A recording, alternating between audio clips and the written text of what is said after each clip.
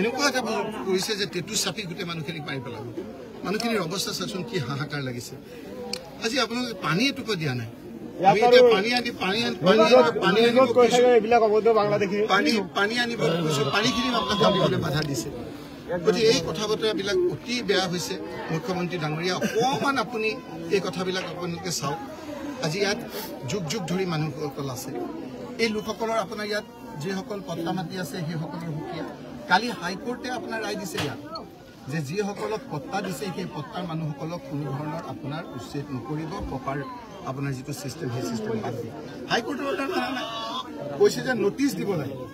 Notice দি 15 দিনৰ ভিতৰত notice যাতে তেওঁলোকে কোৱাৰ পিছত এটা নিয়মত আপোনালোকৰ উচ্ছেদ হ'ব। কোনো নিয়ম কানুন মানা নাই আৰু সেইকাৰণে ইয়াৰ মানুহসকলেও আপোনাক কৈছে যে যিসকলে নিয়ম মানা নাই, মুখ্যমন্ত্ৰীৰ কথাতে হওক বা যাৰ কথাতে হওক, ইয়াৰ যিসকল বিষয়াই এনেদৰে কৈছে তেওঁলোকৰ ওপৰত কণ্টেম্প কেছ কৰাৰ কথা কৈছে। আজি নহ'লেও কালিতো ব্যৱস্থা হ'বই।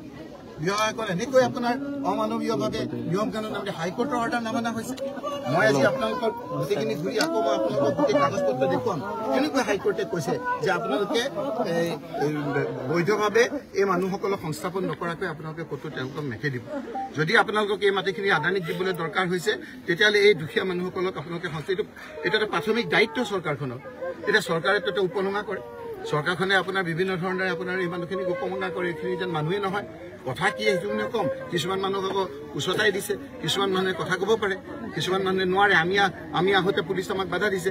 কালি কিন্তু বাকী দলবিলাক আহিছে, সিহঁতক বাধা দিয়া নাই। এই দুখীয়া মানুহসকলক এইটো পানী দিবলৈ, এইটো খোৱা বস্তু দিবৰ কাৰণে আজি অসুবিধা কৰিছে মানুহসকল। আজি কোৰ্টৰ ৰায় মানা নাই চৰকাৰখনে। গতিকে আজিতো আপোনাৰ উভতবোৰে নাচিছে, ঠিকে আছে।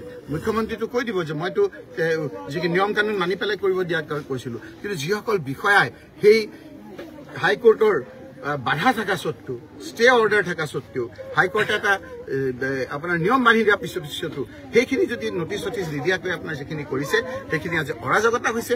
এই মানুহখিনি আদালতৰ ওচৰত যাব। আজি নহ'লেও কালি আপোনাৰ বিচাৰ পাব। এই বিচাৰত আমি আইনৰ সকলো ধৰণৰ সহায় কৰিবৰ কাৰণে আমি প্ৰস্তুত। আৰু এই লোকসকলক যদি যিসকল ভূমিহীন সেইসকলক সংস্থাপনৰ দায়িত্ব আমি ল'ব লাগিব। সেইটো আমি ল'ম। সংস্থাপন আমি দিব লাগিব, তেওঁলোকে ঘৰ দিব লাগিব। ক'ত থাকিব মানুহখিনি? ক'ত থাকিব মানুহখিনি? পেটৰ বুকত কলমলাই আছে। সেইকাৰণে আমি ইয়াত আহিছোঁ। মোক আজি আহিবলৈ দিয়া নাই। আগবাটতে মোক কৈছে ইয়াতে যাবগৈ লাগে। আৰে মই ইয়াত মানুহ আকৌ বিভিন্ন ক্ষেত্ৰত আপোনাৰ যিসকলে তেওঁৰ কথা মতে চলা বিভাগ কৰে সেইসকলে আকৌ আপোনাৰ যেন আমিহে গভৰ্ণমেণ্ট। আমি গভৰ্ণমেণ্ট নহয় নহয়। গভৰ্ণমেণ্ট আজি বেলেগ। গভৰ্ণমেণ্টেহে ভাঙিছে। সেই গভৰ্ণমেণ্টে ভাঙা মানুহখিনিক তেওঁলোকৰ পক্ষ লৈছে। কোনে কোনে লৈছে কি নাই আজি মই সেইখিনি কথা ক'ব খোজা নাই। সেইকাৰণে মই কৈছোঁ যে এই দুখীয়া মানুহসকলৰ অকণমান কান্দোনটো যি হওক মানুহ আমিতো দানৱ নহয়। মুখ্যমন্ত্ৰী ডাঙৰীয়া অকণমান আপুনি চাওক মানুহখিনিৰ কি অৱস্থা হৈছে। নিথৰুৱা হৈছে, এনেকৈ নাখাই নগৈ মৰিব। সেইকাৰণে আমি কৈছোঁ যে অলপ পানী দিবলৈ আমাক দিয়ক, আমি অকণমান আপোনাৰ অন্ন দিবলৈ দিয়ক, খাবৰ কাৰণে আমাক অলপ সুবিধা দিয়ক। বাকী কথাখিনি গোটেই অঞ্চলটো চোৱাৰ পিছত আপোনালোকৰ গোটেই কাগজ পত্ৰ